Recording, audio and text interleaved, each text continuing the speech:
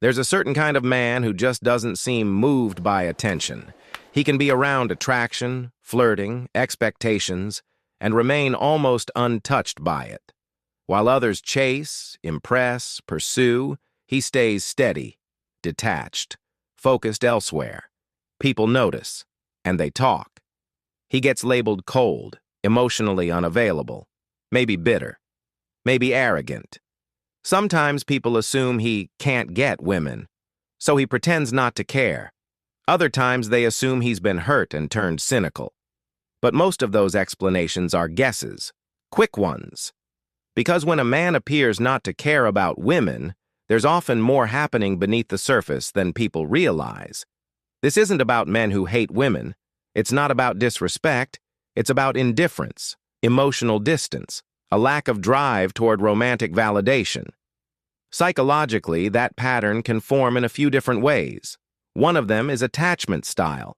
Research on attachment theory shows that people who develop avoidant attachment early in life often learn to down-regulate their need for closeness.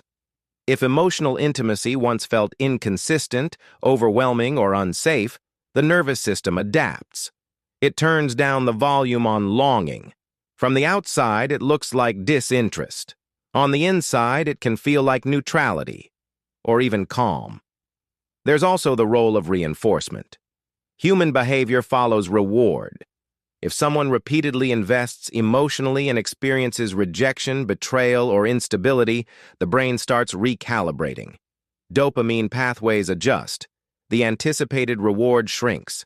Motivation follows. Over time, the chase simply stops feeling worth it.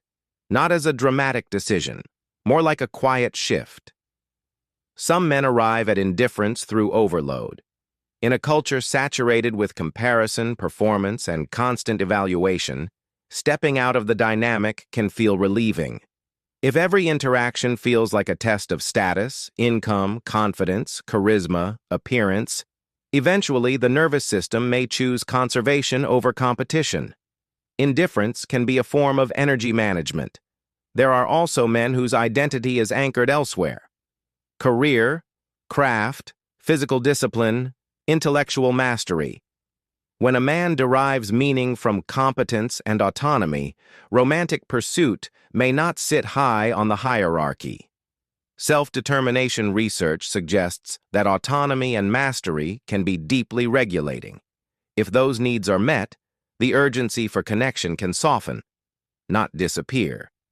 Just quiet down. And then there's the developmental layer. Some boys grow up in environments where emotional expression is minimized.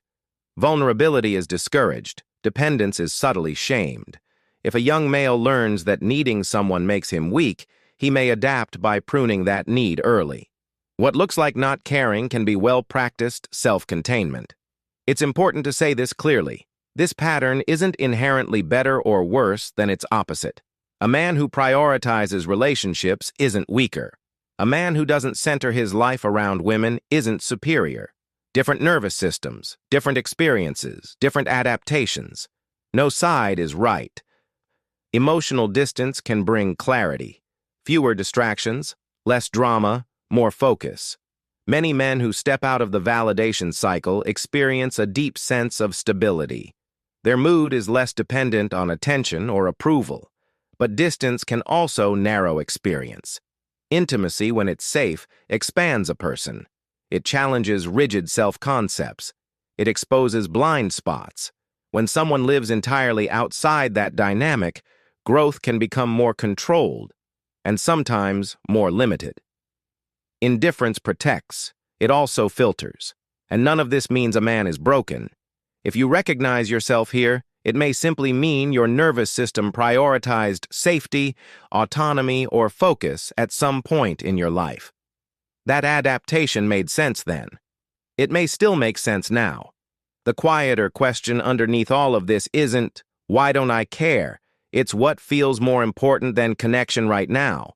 Or sometimes, what did connection once cost me? Those answers aren't obvious. They tend to surface slowly. And if this perspective feels familiar, there are probably other patterns in your life built on the same foundation. Patterns around control, independence, ambition, even emotional restraint.